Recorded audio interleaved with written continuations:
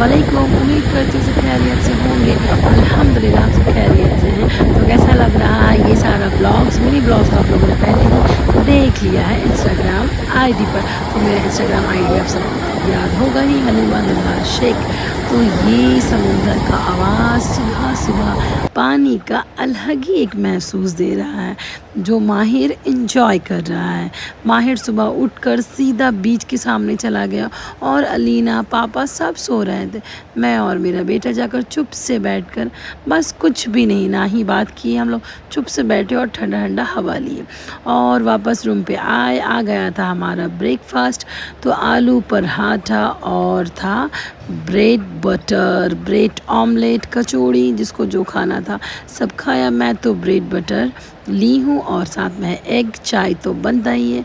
चलो वापस निकले घर के लिए। सफ़र बहुत सुहाना था, ट्रिप बहुत सुहाना था। अब रिटर्न जा रहे हैं घर वापस, जहाँ रहना है सब समय के लिए। तो इसी तरह निकलते रहा करिए। लाइफ में ब्रेक देना बहुत ज़रूरी है और ख़ुद के लिए ब्रेक देना तो बहुत ज़्यादा ज़रूरी है। बच्चों का छुट्टी के हिसाब से हम लोग निकलते हैं, लेकिन खुद का छुट्टी के लिए तो कभी नहीं सोचते कि मुझे भी छुट्टी मिलना चाहिए, मेरा लाइफ में भी ब्रेक होना चाहिए। तो ये रहा सुबह का ब्लॉग, क्योंकि हम लोग निकल रहे थे दीघा।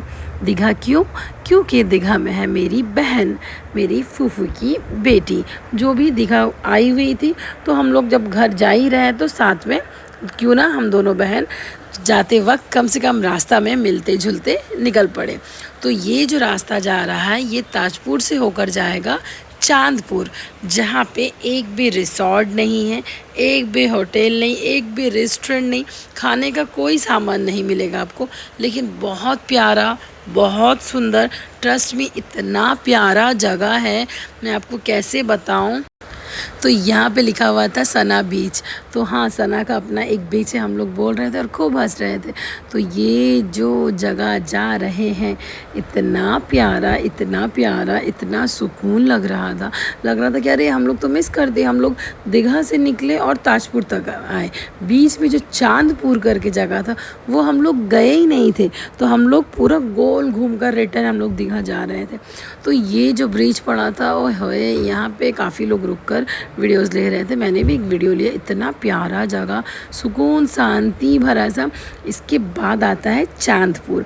चांदपुर में मस्त, मतलब बारिश भी आ गया उस वक्त और इतना प्यारा सा मौसम, सुहाना सा मौसम, मतलब क्या ही बोले। उस टाइम मैं तो तरस रही थी एक कप चाय मिल जाए और ऐसे ही ठंडा जगह पे बैठे रहे, लेकिन वहाँ पे एक भी रेस्टोरेंट नहीं था, कुछ भी खाने पीने का सामान नहीं मिल रहा था। खैर बारिश तो पूरा ट्रिप में हो ही रहा था, कुछ कुछ जगह, लेकिन ये सारा जगह जो दिख रहा था ये सारा रिसॉर्ट है। लोग मतलब बहुत सारे लोग शुरू में उतर जाते हैं या दीघा के पीछे में उतरते हैं। बीच में जो ये वाला एरिया है यहाँ डेवलप नहीं हुआ है, यहाँ अभी तक मतलब कोई होटल नहीं है, रेस्टोरेंट नहीं है, इसलिए कोई जानता नहीं है, कोई रुकता इसीलिए नहीं है। तो ये आपको शंकरपुर का पीछे, यानी शंकरपुर का पीछे, मंदारमनी का पीछे, बीच में ये वाला एरिया गिरता है, ये गांव गिरता है। बहुत प्यारा सा यहाँ पे पंडाल वगैरह पूजा का एक दो दिखा मुझे। उसके बाद ये ब्रिज क्रॉस करना है, उसके बाद आता है वो भाई एग्जैक्टली जो जगह का मैं बोल रही थी, चांदपुर। मस्त, मतलब मैं क्या ही बताऊँ, इतना सुकून, इतना सुकून, इतना सुकून। ये रास्ता में कुछ भी नहीं है, बस बीच, आपको लगेगा बाहर कहीं आ गए हो। इतना प्यारा सा, मतलब मौसम, वेदर के हिसाब से भी बहुत ज़्यादा अच्छा लग रहा था। अलीना कितना एंजॉय ले रही है, देख रहे हो, फील ही अलग था। तो बस ये था आपका चांदपुर, और चांदपुर को क्रॉस करके ही दीघा एंटर होते हैं। तो समझ में आ गया होगा रास्ता, पूरा टर्न गोल घूम लिए हम लोग, समुंदर का पूरा गोल घूमे। उसके बाद हम लोग जाने वाले हैं दीघा। दीघा में बहन रुकी हुई है, वहाँ से उसको लेकर हम लोग निकलेंगे खड़गपुर के लिए। लेकिन सडनली प्लान चेंज होता है कि लंच करेंगे हम लोग मिदनापुर में। बहन को घर भी छोड़ेंगे और लंच करेंगे वहाँ। मैं तो सोची थी जुम्मा है, घर में तो बिरयानी बनेगा ही, और ऐसे भी घर आएंगे कुछ भी खा के सोना ही है।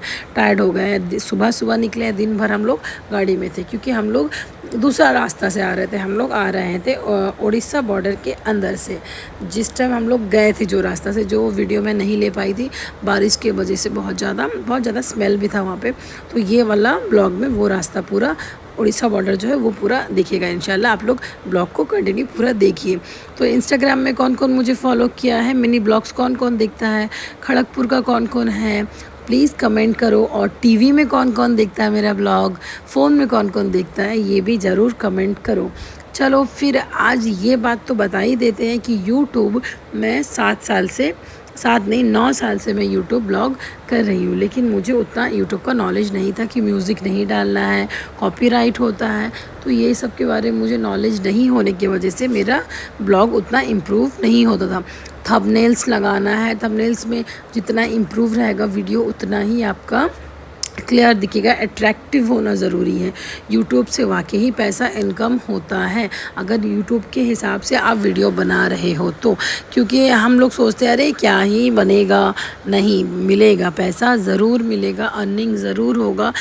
अरे अर्निंग नहीं भी हुआ तो आपको मैं जिस तरह इंस्टाग्राम के बारे में बताई कि इंस्टाग्राम में अर्निंग हो ना हो, अर्निंग आप अपना एक बिज़नेस वहाँ ज़रूर सेट कर सकते हो।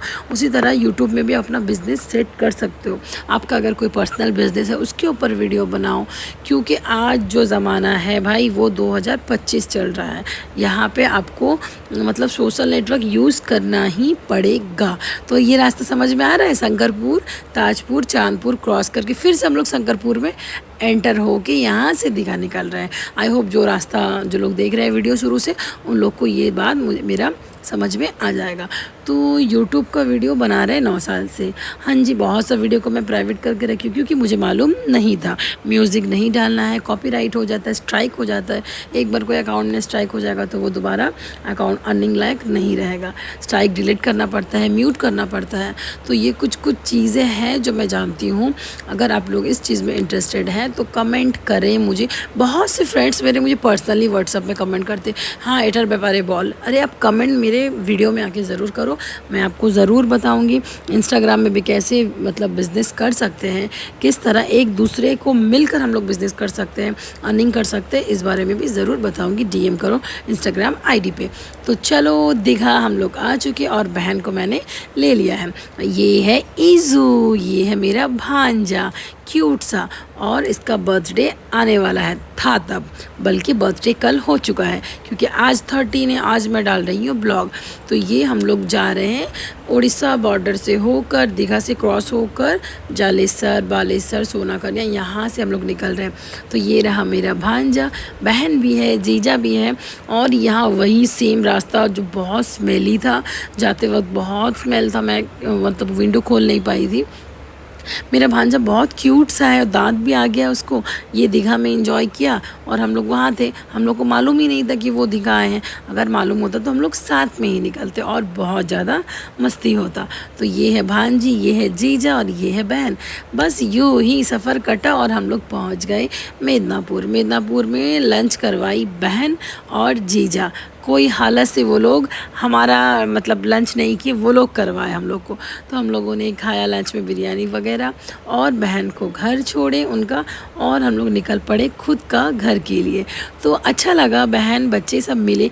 ऐसे ही मिलते रहना चाहिए, कज़न्स लोग के साथ में बिल्कुल मिलते रहना चाहिए, नहीं तो जो भी रिलेशन है वो ख़त्म हो जाता है। अगर आप नहीं मिलते हो, नहीं टाइम देते हो, तो मिलो, साथ में जो भी बातें हो करो।